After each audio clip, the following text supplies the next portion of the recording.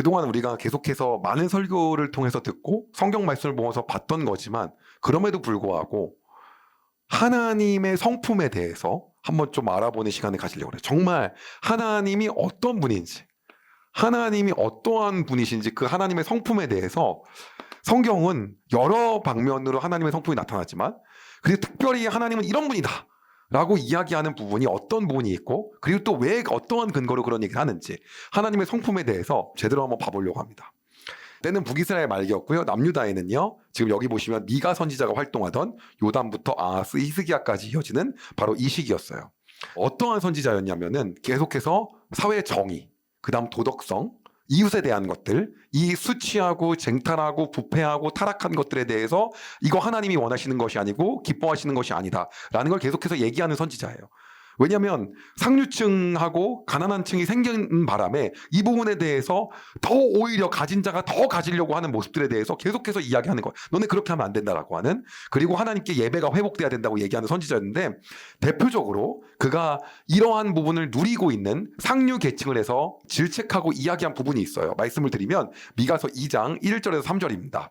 그들의 침상에서 악을 계획하고 동이 트면 그것을 실천하는 자들에게 심판이 있다. 그것은 그들의 손에 권력이 있기 때문이다. 권력이 있다는 것 자체가 상류층이죠. 그렇죠? 그들은 밭이 탐나면 밭을 빼앗고 집이 탐나면 집을 빼앗는다. 얼마나 타락했고 부도덕합니까? 사람을 속여 그 집을 빼앗고 그의 재산을 빼앗는다. 이게 당시 실상이었다는 거예요. 그러므로 여호와께서 이렇게 말씀하셨다. 보아라, 내가 너희에게 재앙을 내리기로 계획했으니 너희는 이 재앙을 피하지 못할 것이다. 너희가 다시는 거만하게 걷지 못할 것이다. 왜냐하면 그날은 재앙의 날이 될 것이기 때문이다. 상류층의 절도와 탐욕 그리고 그것으로 인해서 쌓은 부에 대해서 이야기하는 거예요. 너네가 올바르지 않고 정의롭지 못했다는 거죠. 그리고 문제는 그뿐이 아니에요. 이러한 상류 계층뿐이 아니라 예언자들, 선지자들도 마찬가지예요. 그들이 어떤 일을 하냐면요. 돈을 받고 나서요. 좋은 예언을 해줍니다. 그리고 돈을 받고 나서요. 복을 빌어주는 일들을 하는 거예요. 그 거짓 선지자들을 향해서도 꾸짖습니다. 왜냐? 그들도 기득권이에요. 미가서 2장 6절입니다. 사람들이 말한다. 우리에게 예언하지 마라. 그런 듣기 싫은 말을 하지 마라. 그런 일은 우리에게 닥치지 않는다. 이게 뭐예요? 이게 이제 그들이 했던 거예요. 미가 선지자 당신이 하는 말 아니야. 쟤들이 하는 말이 맞아. 우리는 우리가 좋은 거 들을 거야. 기복신앙적인 요소가요. 지금에만 있는 게 아니에요. 그 당시에 더 심했다는 거죠. 그럼에도 불구하고 미가 선지자는요. 이러한 원하는 말만 해주는 거짓 선지자를 위해서 떠나라.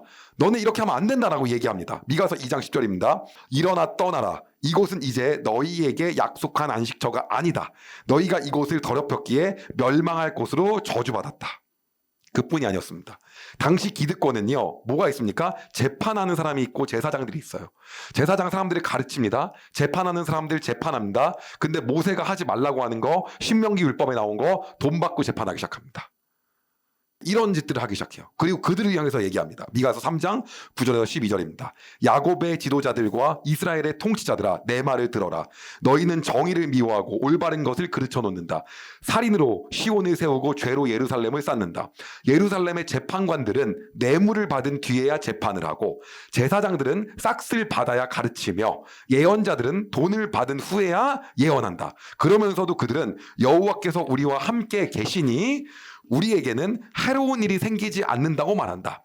너희 때문에 시온이 밭처럼 뒤집히고 예루살렘이 돌무더기로 변하며 성전이 서 있는 언덕은 숲풀로 뒤덮일 것이다. 이게 당시의 실태였던 거예요. 그리고 이걸 얘기하는 겁니다. 히스기야 시절 다 되지 않았다는 거죠. 그리고 여기서 끝나지 않아요. 뭐라고 합니까? 북이스라엘이 아시리아에서 멸망당하는 것뿐만 아니라 남유다 너희도 아시리아는 피하지만 결국 바벨론에 끌려갈 거다라는 얘기를 합니다. 미가서 4장 10절 후반부입니다. 너희는 바빌론으로 끌려갈 것이나 그곳에서 구원을 받을 것이다. 여호와께서 그곳으로 가셔서 원수의 손에서 너희를 건지실 것이다. 뭐라고 합니까? 마지막에 희망적인 메시지를 또 얘기해요. 그러나 너희를 건진다. 그리고요, 너희가 이렇게 심판을 받을 것이나 훗날에는 예수 그리스도를 이 땅에 보내서 진짜 이 나라를 영원히 구할 선물을 너희에게 줄 것이니까 너무 그렇게 소망이 있다는 걸 기억해라는 이야기를 또 하세요. 어때요? 미가서 5장 2절입니다. 여기에서 그렇게 말씀하십니다. 그러나 너 베들레헴 에브라다야, 너는 유다 족속들 가운데서 가장 작은 마을이지만 너에게서 이스라엘을 다스릴 지도자가 나를 위해 나올 것이다. 그는 아주 먼 옛날, 멀고 먼 옛날부터 온다. 예수님이 오실 거라는 것을 이야기합니다. 미가서에 대한 결론을 맺으며 이야기하고자 하는 것이 있어요. 자, 어떤 거냐면 바로 이 부분이에요. 왜 도대체 그렇게 간악한 죄를 짓고 부패를 저지르고 수탈을 하고 그리고 하지 말아야 될 모든 짓을 했음에도 불구하고 왜 하나님은 본인이 다시 회복시키고 돌이키시고 그리고 다시 품어주시냐는 거예요. 이거에 대해서 우리가 한번 여기서 의문을 가져야 돼요. 네. 어떤 분이시길래? 왜? 근데 이거를요, 미가가 정확하게 이야기합니다. 하나님이 왜 이렇게까지 잘못했는데 포로로 끌려가고 끝이 아니라 왜 돌이키시나? 두 가지에 대해서 미가는 얘기해요. 하나님의 성품 때문에. 첫 번째는요, 미가서 7장 18절입니다. 주와 같은 분은 없습니다. 주께서는 죄 지은 백성을 용서해 주시며 살아남은 여호와의 백성의 죄도 용서해 주십니다. 주는 영원토록 노하지 않으시며 자비를 베풀기를 좋아하십니다. 하나님이 어떤 분이라는 거예요? 징벌하시기보다는요, 우리가 모르는 특징이 있는데요, 자비 베푸시기를 좋아하시는 분이래요. 이게 1번 특징이에요. 노하기를 더디하시고요, 하나님이란 분 자체가 자비를 더 좋아하시는 분이래요. 이게 하나님의 성품이어서 돌이킨다는 거예요. 이게 하나님이라는 거예요. 그럼 그거 말고 또 뭐 있냐? 두 번째가 있어요. 뭐냐면 미가서 7장 20절에 얘기합니다. 오래전에 우리 조상에게 약속하신 대로 야곱 백성에게 진실하시며 아브라함 백성에게 자비로우십니다. 어떤 것 때문입니까? 두 번째는요, 하나님은요, 언약을 지키시는 분이에요. 언약을 지키시는 분. 우리가 이거를 뭐라고 합니까? 신실하신 하나님이라고 하죠. 예, 약속을 지키시는 분, 언약을 지키시는 분. 이게 하나님의 두 번째 성품이에요. 이래서 돌이키신다는 거예요. 우리가 하나님은 어떤 분이신지 표현할 때 우리는 죽을 때까지 하나님을 다 알지 못해요. 그분의 크고 광대하심을 다 알 수 없어요. 그러나 그분은 자비하시기, 어떻게? 노하고 화내시는 것보다 이거를 더 좋아하시는 분이래요. 성품이요. 그 다음에 언약을 지키는 분이라는 거예요. 그러기에 이스라엘을 다시 회복시킨다는 거예요. 그렇게 잘못한 걸 얘기하면서도. 이게 미가서의 핵심이기 때문에 한 번 더 읽어드리겠습니다. 미가서 7장 18절에서 20절이고요. 개역개정으로 읽어드립니다. 주와 같은 신이 어디 있으리이까? 주께서는 죄악과 그 기업의 남은 자의 허물을 사유하시며 이내를 기뻐하심으로 진노를 오래 품지 아니하시나이다.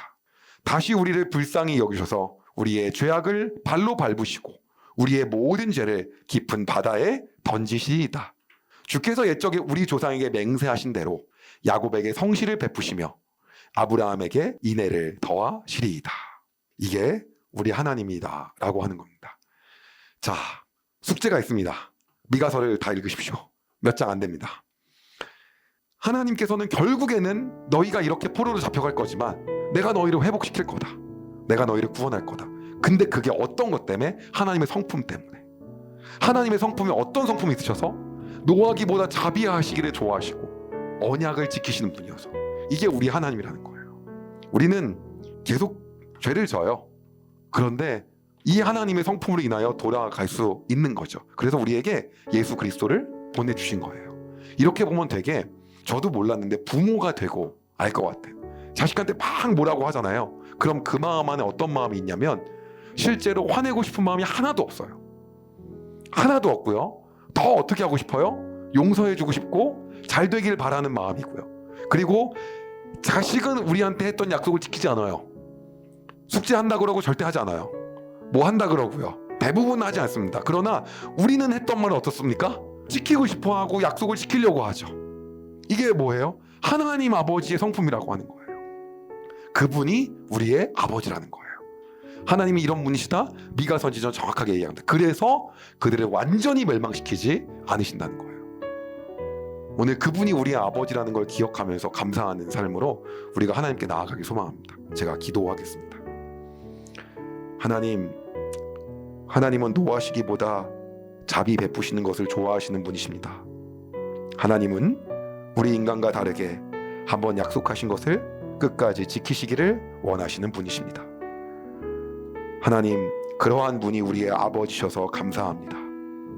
하나님, 우리가 이스라엘 백성보다 더 심한 죄를 짓고 더 끝도 없는 죄의 늪에서 빠져나올 수 없는 자임에도 불구하고 하나님의 자비하심과 약속을 지키시는 성품으로 인하여 우리에게 예수 그리스도를 보내어 주셔서 감사합니다.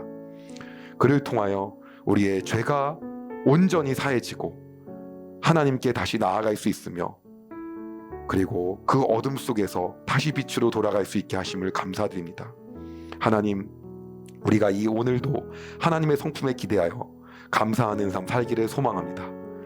우리도 우리 주변에 우리에게 잘못하고 우리가 용서할 수 없는 자가 있다 하더라도 우리가 하나님의 성품을 닮아가게 하시고 하나님의 성품을 바라보며 살아가게 하여 주시옵소서.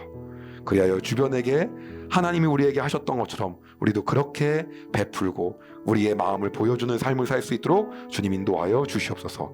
오늘도 그렇게 살아가기를 소망하며 예수 그리스도의 이름으로 기도드립니다. 아멘. 여러분, 은혜 많이 받으셨나요?